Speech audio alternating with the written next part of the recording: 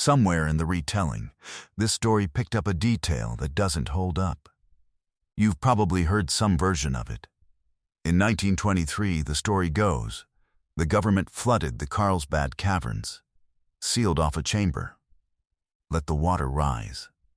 Officially, it was about controlling runoff, stabilizing the limestone, protecting the structure from collapse. But the water explanation never quite survives contact with the facts. And once you start pulling on that thread, you end up somewhere much stranger than a plumbing decision made by bureaucrats in New Mexico a century ago. So let's start with what's actually true, because the true version is the one nobody bothered to sensationalize. And that's exactly why it got buried under a myth. First, the physical problem. Carlsbad Caverns sits roughly 750 feet below the desert floor. It didn't form the way people assume caves form, a river carving a tunnel, water rushing through rock for millennia. That's the textbook story for most limestone caves. But Carlsbad is a different animal entirely. Geologists figured out decades later that this cavern was carved from below, not above, by sulfuric acid rising from oil and gas deposits deep underground, eating through the limestone reef that used to sit at the bottom of an ancient inland sea. The point is, you cannot casually flood a cavern like this. There's no reservoir sitting conveniently above it, no dam you crank open, no tap you turn. Whoever first told this story as a literal event either didn't know the geology or didn't care, because the mechanics simply don't work the way the legend implies. So if nobody flooded the cave with water in 1923, why does the date keep showing up? And why does the rumor insist something happened that year that the official record supposedly hides? That part, at least, is true. Something did happen in 1923. It just wasn't a flood. And it wasn't a secret so much as a story that got flattened over 100 years of retelling until only the most dramatic-sounding detail survived. To understand it, you have to go back 2 decades earlier to a teenage cowhand named Jim White, riding fence near the Guadalupe Mountains in 1898 and 1901, depending on which version of his own story you believe, when he noticed something that looked, from a distance, like a distant column of smoke rising from a hole in the ground at dusk. It wasn't smoke. It was bats, millions of them, pouring out of a hole barely large enough for a person to slip through, on their way to hunt insects across the desert night. White did what most people would call insane, and what he apparently considered ordinary curiosity. He lowered himself down into that hole on a rope, with a kerosene lantern alone, to see what was making a home for that many bats. What he found down there had nothing to do with the bats at all. Underneath the guano-crusted entrance chamber, past the reach of any daylight, White walked into rooms the size of football stadiums, filled with limestone formations that looked like something from a fever dream. Draperies of stone that seemed to ripple like fabric. Columns thick as sequoias. A chamber later named the Big Room that runs nearly 4,000 feet end to end. He would spend most of the rest of his life trying to convince other human beings that this was real. Nobody believed him. That's the part of the story that tends to get skipped because it doesn't fit neatly into a 2-minute recap. But it matters, because it's the actual engine behind everything that happened in 1923. For roughly 2 decades, Jim White told anyone who would listen about an underground wonderland beneath the New Mexico desert. And for roughly 2 decades, almost nobody cared, because there was money to be made in that hole in the ground, and it wasn't tourism. It was guano. Picture what that first descent must have actually felt like, because it's easy to skip past a detail like he lowered himself down on a rope without registering what it means. No radio, no backup light source beyond a single kerosene lantern that could gutter out at any moment and leave him in absolute darkness 700 feet under the desert. with no way to call for help, and no one who even knew where he'd gone. He kept doing it anyway, night after night, year after year, mapping passageways by feel and firelight, giving rooms names as he found them: the King's Palace, the Queen's Chamber, the Big Room. The way a person names things they've fallen in love with, not the way a surveyor names things for a government file. That distinction matters, because it's the difference between a mining foreman doing his job and a man quietly building a case for something nobody had asked him to build a case for. Bat droppings, specifically, which had accumulated in the cavern's entrance passages for so many centuries that they formed a valuable, nitrogen-rich fertilizer. The kind citrus growers in Southern California were happy to pay real money for. An entrepreneur named Abijah Long filed a mining claim on the cave in the early 1900s, hired White as his foreman, and turned the Bat Cave, as it was known then, into an industrial operation. Miners rode down into the entrance shaft in the same iron bucket used to haul guano back up, worked in near-total darkness, and shipped roughly 100,000 tons of bat droppings out by rail over about 20 years. It was profitable enough to change hands multiple times as different owners chased the payoff. It was also, by any measure, a strange way to spend 2 decades sitting on top of one of the most extraordinary geological formations in North America and treating it purely as a fertilizer mine. Waite kept exploring anyway, on his own time, building crude trails through the darkness with wire and wood, mapping rooms nobody else had seen, and quietly nursing the idea that the cave itself, not the guano inside it, was the actual asset. He just couldn't get anyone to take that idea seriously. He tried convincing local businessmen. He tried convincing reporters. For years, the response was somewhere between polite disinterest and open mockery. A cowboy foreman insisting there was a hidden wonder of the world underneath a bat guano mine wasn't exactly a pitch that landed. The turn came from a camera, not a government agency. Around 1915, White finally persuaded a local photographer named Ray Davis to make the terrifying descent into the cave and take pictures of what was down there. Davis's images of the underground chambers started circulating locally, then more widely, and by 1923 they'd made their way into the New York Times, giving people outside New Mexico their first real look at what Jim White had been describing for 2 decades. Suddenly, this wasn't a rumor from an eccentric cowboy anymore.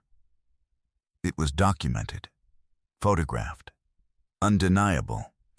That's when the machinery of government finally started moving, and it moved fast. In the spring of 1923, the General Land Office in Washington sent a mineral examiner named Robert Hawley out to survey the cave and determine whether it deserved federal protection. White guided him through it personally, along with Davis and his camera, for the better part of a month. Hawley's report came back with a strong recommendation: this cave was worth preserving, not mining. Around the same time, an El Paso lawyer named Richard Burgess, taken with the place after his own visit, launched his own public campaign to get the cavern protected, going so far as to propose blasting a tunnel straight into the cave from the surface to make tourist access easier. An idea the National Park Service eventually shelved once someone did the math on what it would cost. By October of 1923, the pieces were in place. President Calvin Coolidge signed a proclamation establishing Carlsbad Cave National Monument, citing the site's extraordinary geological beauty. The following year, a National Geographic Society expedition led by geologist Willis T. Lee spent 6 months mapping and photographing the cavern in far greater depth, with White again serving as guide. And the resulting magazine spread introduced Carlsbad to a national audience that had never heard of it. Within a handful of years, the guano bucket that miners and tourists alike had once used to descend into the dark was replaced with a proper staircase. By 1930, The monument became a national park outright. By 1932, visitors were riding an elevator down instead of climbing. So where does a flood fit into any of that? Nowhere, literally. But figuratively, once you know the real sequence of events, it's not hard to see how someone could end up describing 1923 as the year everything changed with a flood. Because in every sense except the literal one, that's exactly what happened. The cavern was flooded with attention. Flooded with photographers and geologists and journalists and, within a few years, actual tourists by the thousands, arriving to see a wonder that had been sitting under a working guano mine the entire time anyone had bothered to look for it. If you want a version of the myth that's actually defensible, that's the one. Not water pouring into limestone passages, but publicity pouring onto a place that had spent 20 years being treated as a source of fertilizer instead of a natural marvel. It's also worth pausing on how strange the mining operation itself was, once you actually picture it running. Workers rode a metal ore bucket on a cable down the same shaft bats used every evening to pour out into the desert sky, worked for hours by lantern light in air thick with ammonia, filled sacks with what was, for all practical purposes, ancient bat droppings, and hauled them back up the same way they'd come down. That guano then went by wagon and rail to citrus growers in Southern California, who paid good money for it. Because in the early 20th century, nitrogen-rich fertilizer was nitrogen-rich fertilizer.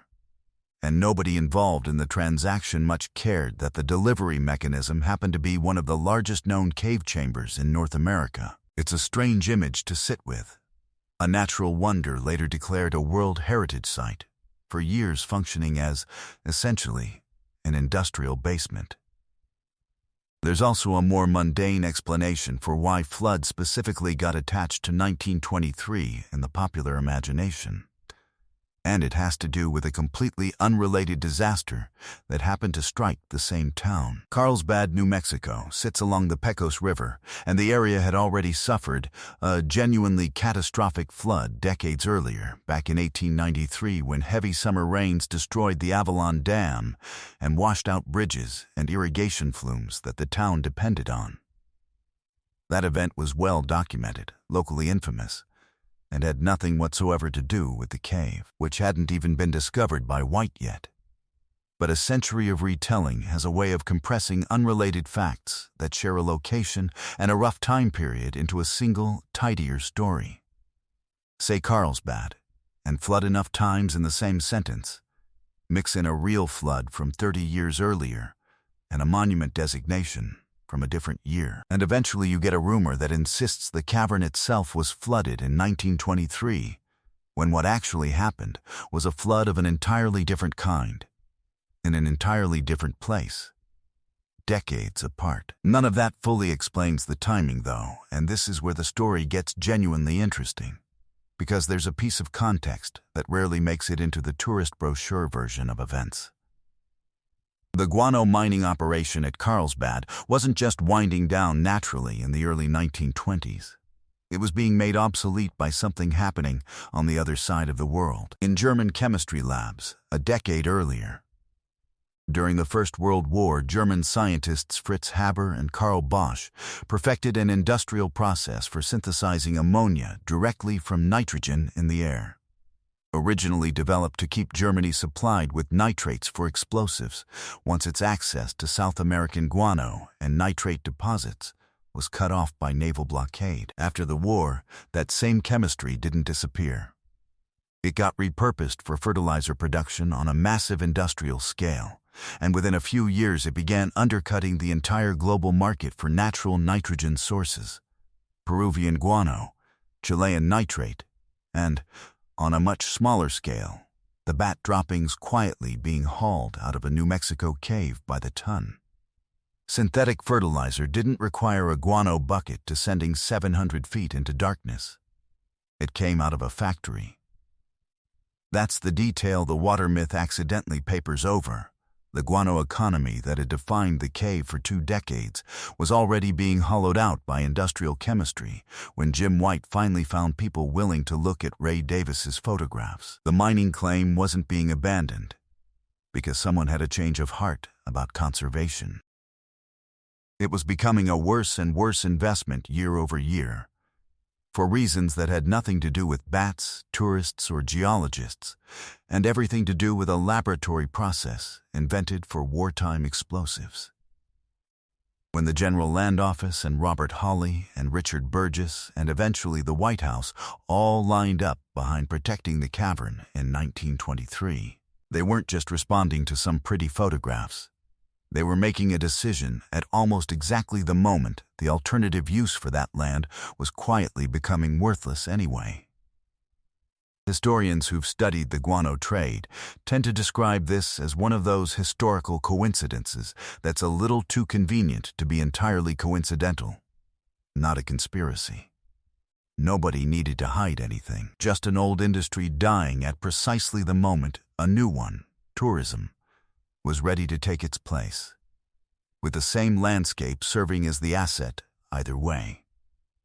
It's a much better story than a secret flood, honestly, because it doesn't require anyone to have covered anything up.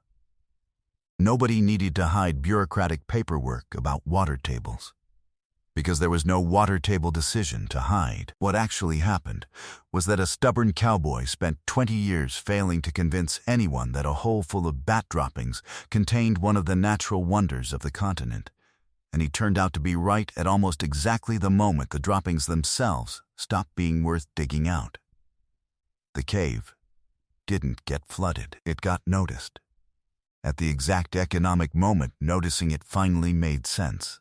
And everything that came afterward, the staircases, the elevators, the National Geographic spreads, the millions of visitors who've walked through the big room since, traces back to that overlap. There's a broader pattern worth noticing here too, because Carlsbad isn't the only place where the true story of a national landmark's protection turns out to hinge on economics, rather than pure appreciation for nature. Plenty of scenic wonders in the American West only survived because whatever industry had been extracting value from them ran out of reasons to keep going right around the time someone with influence decided the land was worth protecting instead. It's a far less romantic story than the one usually told in visitor center displays, but it's also a more honest one, and Carlsbad happens to be an unusually clean example of it, because the timeline lines up so tightly. 2 decades of guano mining, a wartime chemistry breakthrough overseas that nobody in New Mexico had any control over, and a monument proclamation arriving within a few years of the old business model becoming a losing proposition. None of this required an actual conspiracy, and that's part of why the flood story caught on where the real story didn't. A cover-up involving secret flooding, hidden documents, and a government agency protecting some undisclosed truth about water tables makes for a tidier, more dramatic narrative than an industry got quietly replaced by superior chemistry and a persistent cowboy happened to be right at the perfect moment. Real history rarely arrives with a clean villain and a clean secret. It arrives instead as a tangle of guano prices, wartime nitrogen shortages a continent away, a lawyer with a tunnel-building fantasy, a photographer willing to risk his neck, and a federal mineral examiner filing a report that happened to land on the right desk in the spring of 1923. That's a harder story to compress into a single dramatic sentence, which is probably exactly why it got replaced by one. White himself never fully cashed in on any of it, for what it's worth. When the National Park Service took over operations in the mid-1920s, there was an expectation that he'd be given some formal title reflecting his decades of work, and instead, he had to fight for basic recognition, eventually settling into a role as a guide and, later, chief ranger, for a fraction of what his discovery was ultimately worth to the tourism industry it created. He spent the rest of his life leading tours through rooms he'd first seen alone by lantern light as a young man nobody believed. He died, In 1946, there's a bronze statue of him now, standing outside a research institute in the town that eventually took Carlsbad's name from a Czech mineral spa, of all things. Itself a strange footnote in a story that's been full of them. So if someone tells you the real reason behind 1923 had something to do with a flood, you can tell them it's close, just aimed at the wrong substance. What actually poured into Carlsbad that year wasn't water. It was attention, arriving decades late and for reasons that had less to do with the cavern's beauty than with a chemistry lab in Germany, making an entire industry obsolete at exactly the right moment for somebody, finally, to look down into that hole in the desert and believe what a cowboy had been saying all along.